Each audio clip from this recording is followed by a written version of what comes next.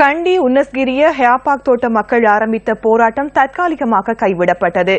அரச பெருந்தோட்ட இயக்கத்தின் தலைவர் கடிதம் மூலம் உறுதி வழங்கியதை அடுத்து இந்த போராட்டம் தற்காலிகமாக கைவிடப்பட்டதாக இலங்கை செங்கொடி சங்கத்தின் பொதுச் செயலாளர் மேனகா கந்தசுவாமி தெரிவித்தார்.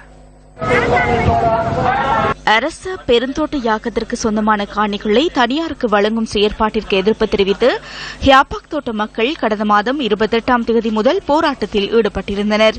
இந்த பிரச்சினை தொடர்பில் அரச தொழில் முயற்சிகள் அபிவிருத்தி அமைச்சின் அதிகாரிகள் அரச பெருந்தோட்ட இயக்கம், தொழிற்சங்கங்களின் சம்மேளனம் மற்றும் இலங்கை செங்கொடி சங்கம் ஆகியன நேற்று கலந்துரையாடின. எனினும் இந்த கலந்துரையாடல் வெற்றியளிக்கவில்லை என போராட்டத்தில் ஈடுபட்டுள்ள மக்களிடம் இலங்கை செங்கொடி சங்கத்தின் பொதுச் செயலாளர் மேனகா கந்தசுவாமி இன்று அறிவித்தார்.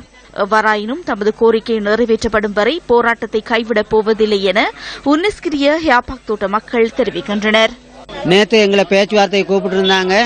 எங்களுக்கு சரியான முடிவு அப்பையும் கொடுக்கல. இந்த கடிதம் மூலம் சரி எங்களுக்கு சரியான இது ஒன்று தெரியப்படுத்தல.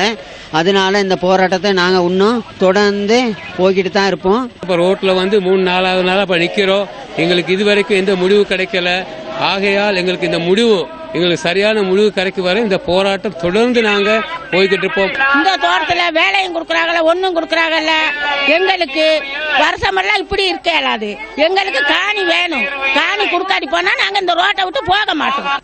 எதிர்வரும் 3 வாரங்களுக்குள் இந்த பிரச்சினைகள் தொடர்பில் கலந்துரையாடுவதற்கான சந்தர்ப்பத்தினை வழங்குவதாக அரச பெருந்தோட்ட இயக்கத்தின் தலைவர் கடிதம் மூலம் தெரியப்படுத்தியதை அடுத்து இந்த போராட்டம் தற்காலிகமாக கைவிடப்பட்டதாக இலங்கை செங்கொடி சங்கத்தின் பொதுச் செயலாளர் மேனகா கந்தசுவாமி குறிப்பிட்டார்.